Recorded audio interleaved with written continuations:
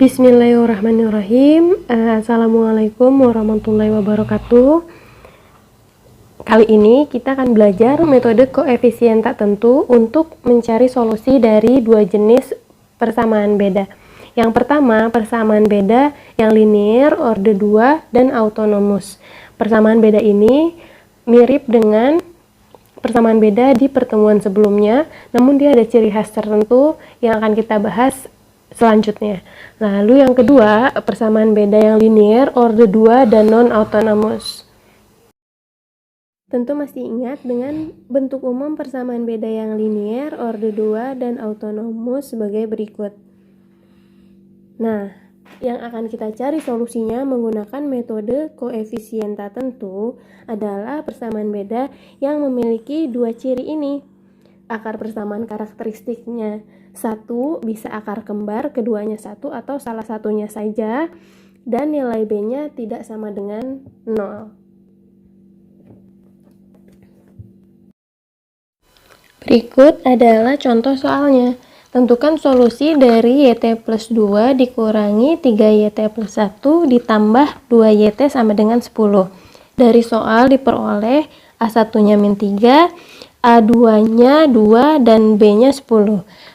Lalu kita perhatikan persamaan karakteristik R kuadrat min 3R ditambah 2 sama dengan 0.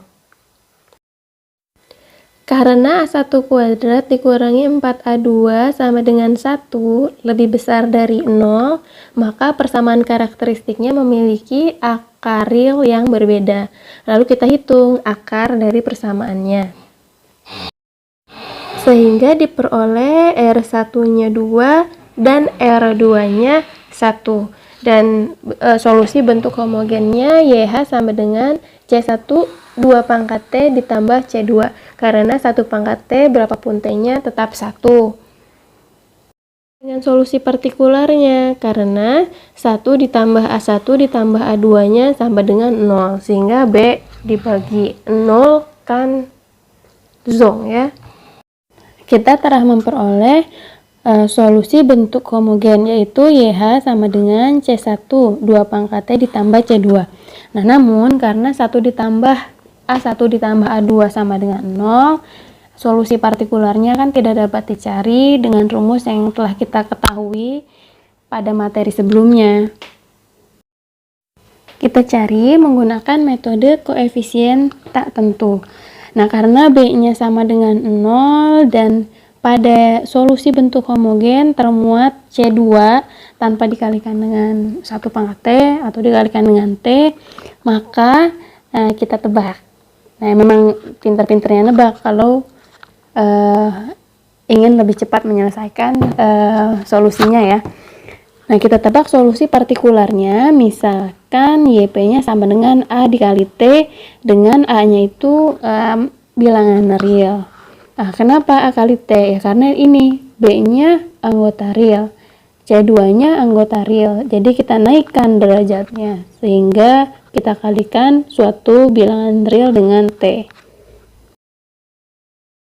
Kita substitusi YP yang tebakan kita tadi ke soal awal ini. Nah, kita kan butuh YT plus 2, YT plus 1, dan YT. Nah, kita adopsinya seperti ini. YT-nya adalah A dikali T sesuai dengan YP. Sementara YT plus 1, nah T-nya tinggal kita ganti dengan T plus 1. Jadi YT plus 1 ini adalah A dikalikan dengan T plus 1. Sementara YT plus 2, A dikalikan dengan T plus 2. Substitusinya seperti apa? Jadi YT plus 2 kita ganti dengan A dikali T plus 2. YT plus 1 kita ganti dengan A dikali T plus 1. Dan YT diganti dengan A dikali T. Nah, ini tinggal kita kalikan ke dalam, semuanya dirapihkan. Lalu yang ada T-nya kita kumpulkan, yang tidak ada T-nya kita pisahkan. Dan simsalabim kita peroleh A-nya sama dengan min 10. Nah, kita peroleh solusi partikularnya min 10T. Dan solusi lengkapnya C1 dikali 2 pangkat T ditambah C2 dikurangi 10T. Alhamdulillah. Selanjutnya kita bahas bagaimana mencari solusi dari persamaan beda yang linier, orde 2, dan non-autonomous menggunakan metode koefisien tak tentu. Pertama, kita lihat dulu bentuk umumnya. Bentuk umumnya sangat mirip dengan persamaan beda sebelumnya. Yang membedakan hanyalah di ruas kanan. Di ruas kanan sebelumnya B-nya konstanta ya, sementara di sini BT yaitu fungsi dalam T. Kita cek apa sih metode koefisien tak tentu itu. Nah, metode ini memang betul-betul metode yang mengandalkan keahlian menebak. Nah, untuk lebih mudahnya kita bagi menjadi 3 kasus. Kasus pertama, jika BT-nya itu adalah suatu polinom berderajat n, maka kita asumsikan solusi partikularnya polinom juga. Ya, kita misalkan YP-nya sama dengan A0 ditambah A1T ditambah A2T kuadrat ditambah teman-temannya sampai ANT pangkat n. Nah, ini A0, A1, A2 itu bilangan real. Lalu kasus kedua, jika BT-nya sama dengan K pangkat T, K-nya suatu bilangan real. Maka asumsikan, misalkan YP-nya itu A dikali K pangkat T. A-nya bilangan real juga. Dan kasus terakhir, jika BT-nya itu adalah perpaduan, perkalian antara K pangkat T dengan polinom berderajat n. Maka kita asumsikan, kita misalkan YP-nya campur aduk seperti ini.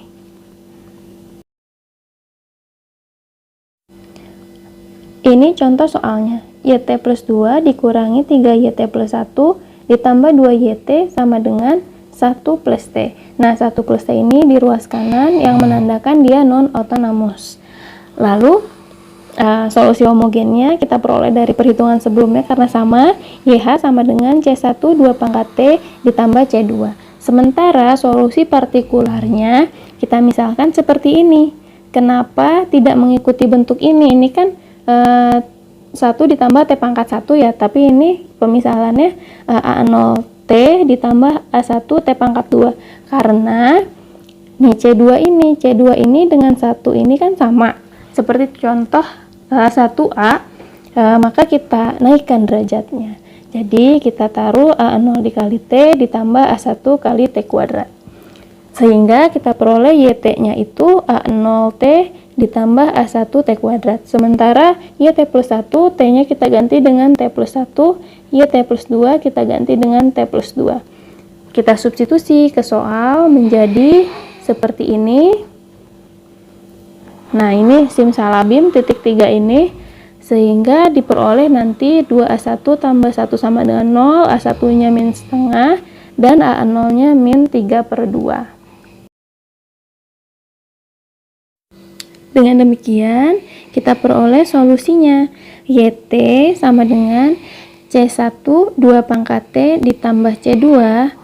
Ini bagian homogen ya. Lalu min 3/2 T min 1/2 T kuadrat. Yang ini bagian partikular. Ini homogen, ini partikular. Oke, alhamdulillah sudah selesai contoh soal 1B. Nah, dengan demikian videonya sampai sini dulu. Kita akan bahas lanjut di grup lain.